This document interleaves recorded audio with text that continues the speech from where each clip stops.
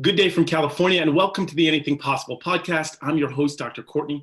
I'm a veterinary surgeon and just all-around animal lover. Here on this podcast, we celebrate the fact that everywhere you look, there's the beauty of the human-animal bond, and that bond influences our everyday lives. And lucky for me, I get to talk to some of the most fascinating and engaging people that explore and strengthen that bond.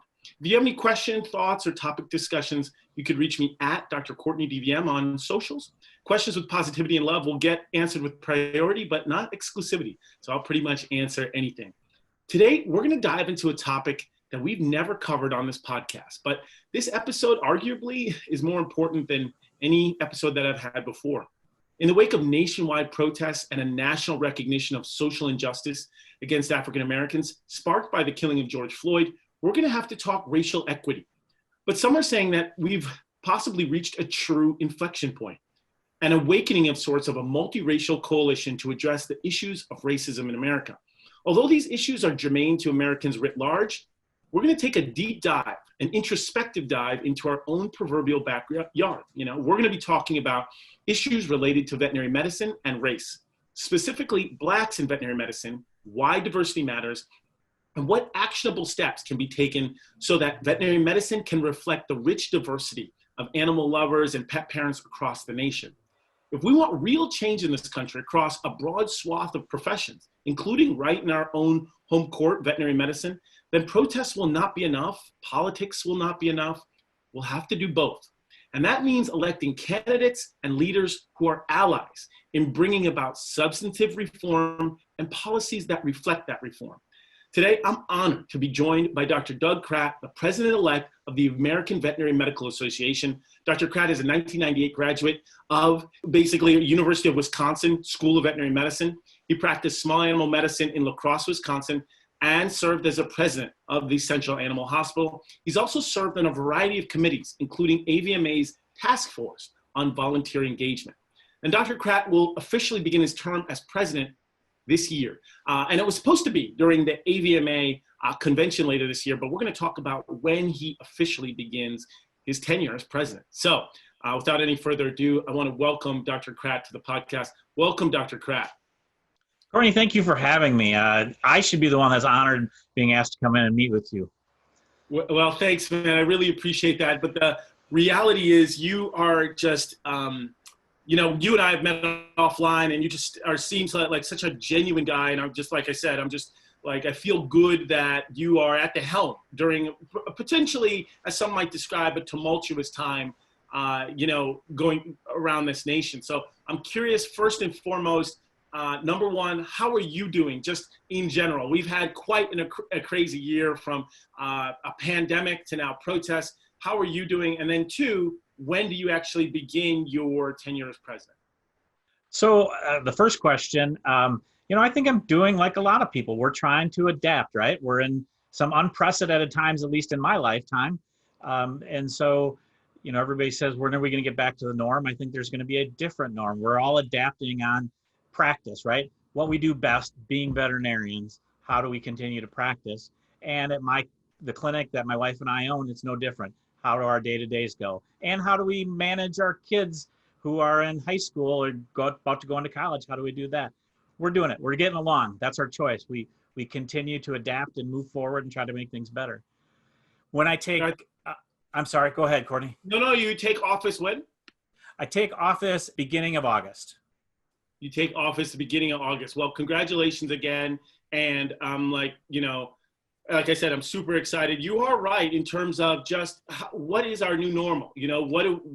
How do we get back to normal? And then what is that going to be? I truly believe that it's a new era in veterinary medicine, or just a new COVID era, in the sense that things are going to change, things are going to be different. And I think overall, just like we've had other tragedies and have changed forever, I think that we're going to look back at this and say, some of the practices that we were doing will be like, how were we ever doing that? So, and then the second thing I also wanted to bring up too is the fact that, and I mentioned this to you right before, is that not only are you president-elect, but you are just a down-to-earth guy. You're still working as a veterinarian. You're still in the trenches. You were just doing a surgery last night.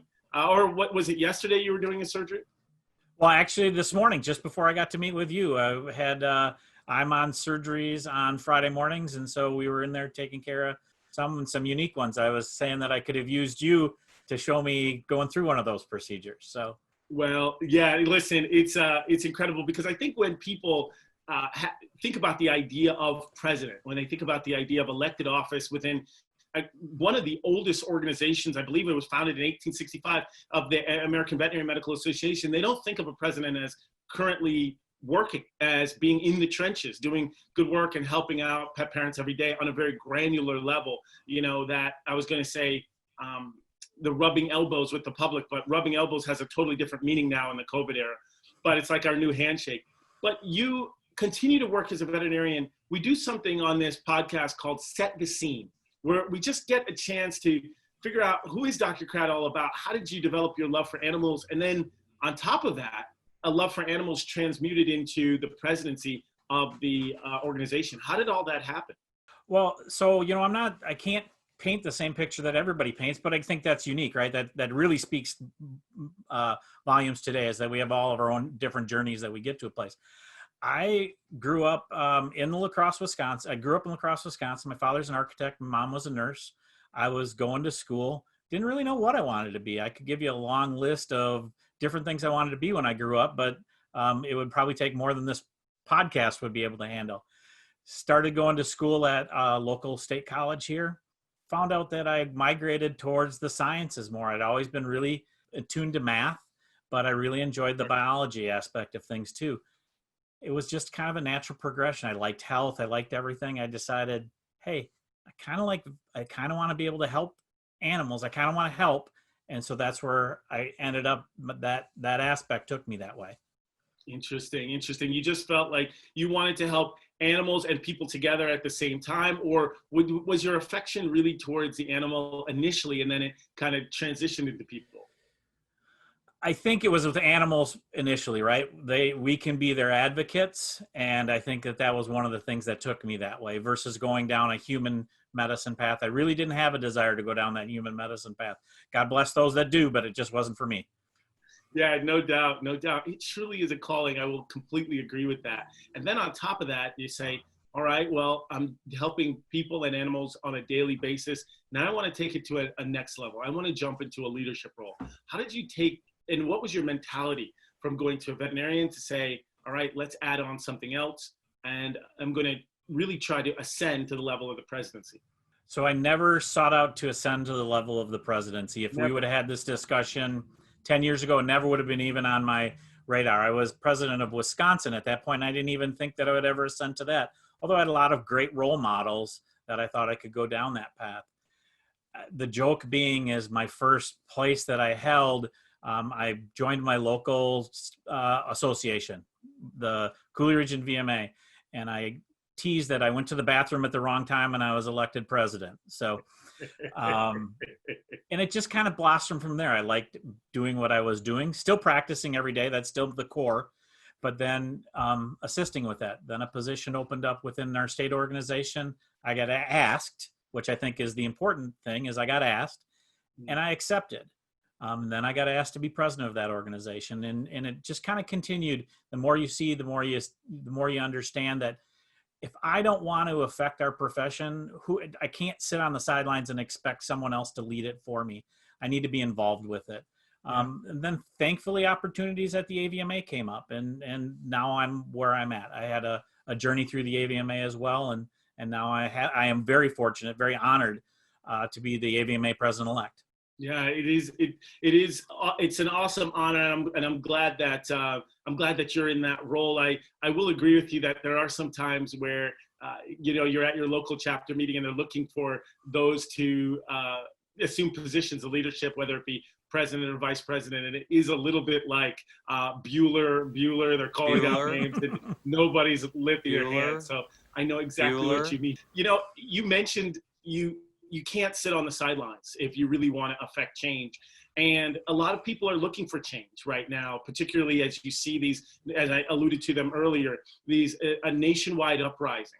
And I wanted to look and talk to you about this nationwide uprising through the prism of veterinary medicine, because I think that when you look at what's happening in the news, when you look at some of the social changes that are being instituted, it's easy to say, well, that's them.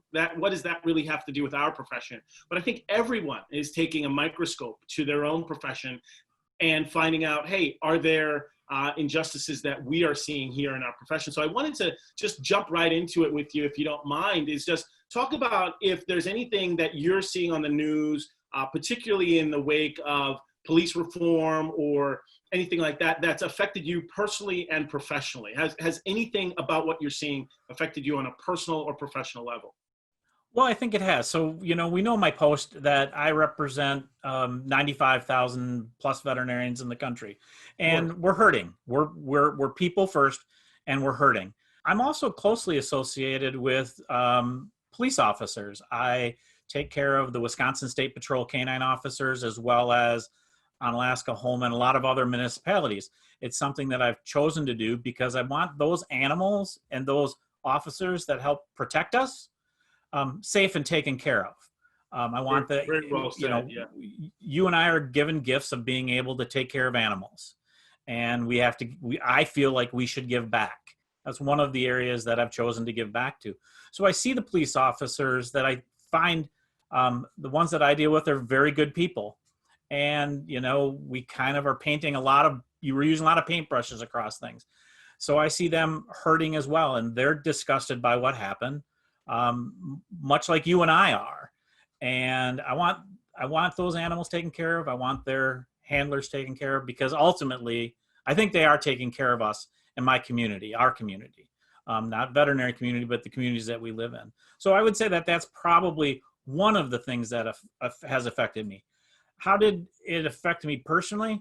Well, Courtney, I'm going to use a personal story. I reached out to you, about a week ago or so, and I wanted to know how you were doing. It wasn't online. It wasn't on social media. It was, hey, I met Courtney. We connected back down in Orlando was where we connected. Yes. I thought, you know what, Courtney, you've gone a different path than I did. How are you feeling? Because that's important to me, is to know how these leaders within our profession are handling it, how my colleagues are handling it.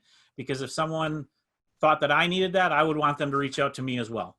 Well, thank you for that. And like you said, I completely agree. We connected down in Orlando, and that's part of the reason why I'm talking to you today, because not only, like I mentioned earlier, do you seem like such a down-to-earth guy, but also because you seem like you're empathetic, right? And I think that's where the foundation of a lot of what we're seeing now and a lot of approaching these issues of social injustice start, is with empathy first, is understanding perspective.